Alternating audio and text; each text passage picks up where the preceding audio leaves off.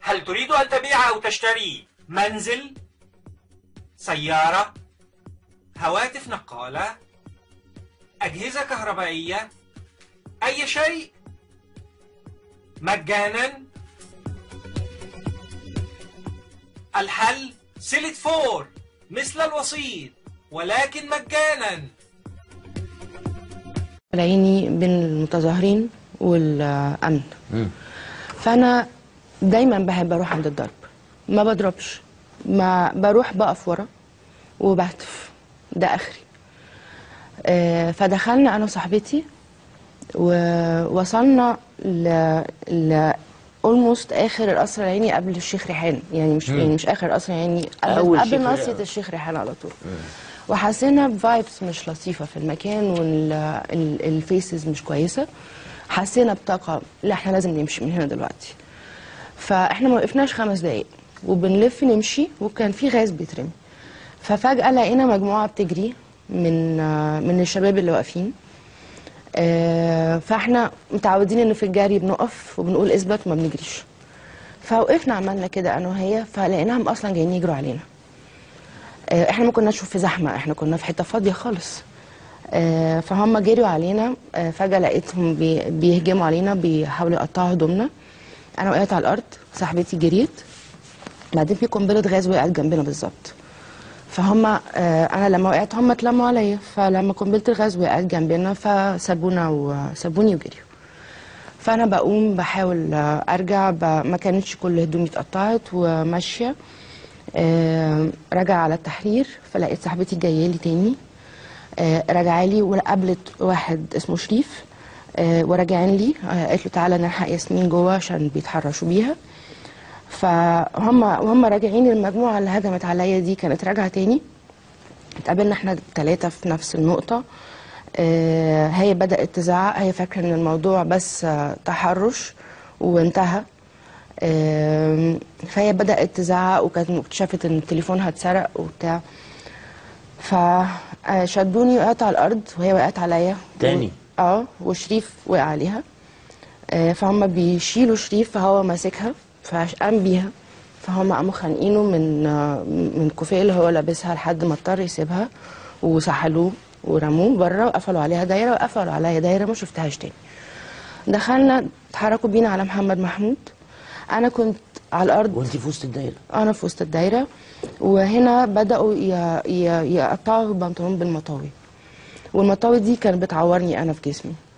بعدين وقعنا في المجاري، وانا اكتشفت اني لما بقع تحت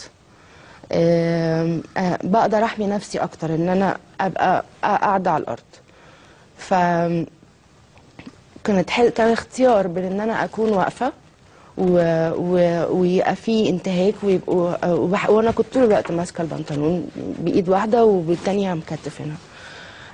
فحتى في المجاري انا قعدت في الارض عشان احمي نفسي، وهم يشيلوني وانا بتني ركبي عشان انزل نفسي في الارض. وكان اختياري بين ان تحت ما فيش نفس وهداس، بس كان افضل بالنسبه لي اني افضل تحت وهداس مش مهم. وكانوا في معظم الوقت بيشيلوني من اطراف الاربعه. بعدين دخلوا في الممرات اللي ورا محمد محمود. ووصلت شايلينك بقى شيل كده في وسط؟ شيل وشد في كل الاتجاهات، وكل الناس بتقول انا بحميها. نفس الكلام بتقول الدكتوره منال بالظبط. وما تعرفش تفرق بين اللي بيحمي وبين المعتدي. وقفت، رحت عند باب عماره وقعدت اخبط، البواب ما رضيش يفتح لي. انا بيبقى عندي somehow اختيار اتحرك، اميل جسمي كده او اميل جسمي كده، لان الشد متساوي من كل الجهات. فما فتحليش. ومرينا في جامع صغير، ودخلنا من الجامع وطلعنا من الناحيه الثانيه بده، وده اثناء ده دخلتوا الجامع؟ هو مصلى صغير.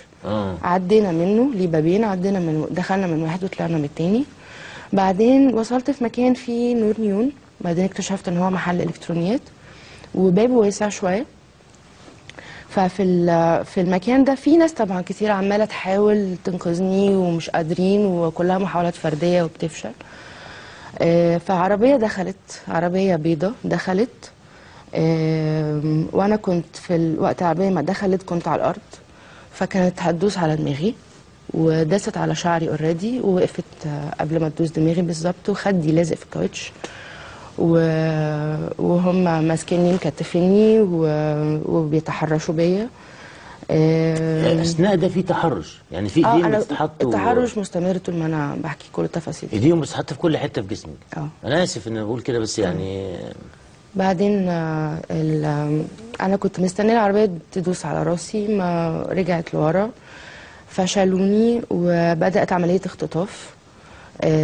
عايزين يدخلوني جوه العربيه، ما قدروش من ان الناس في مجاميع كتير بتشدني، فحطوني على كبوت العربيه وطلعوا من المحل ومشوا من شارع التحرير وماشيين بقى في الشارع.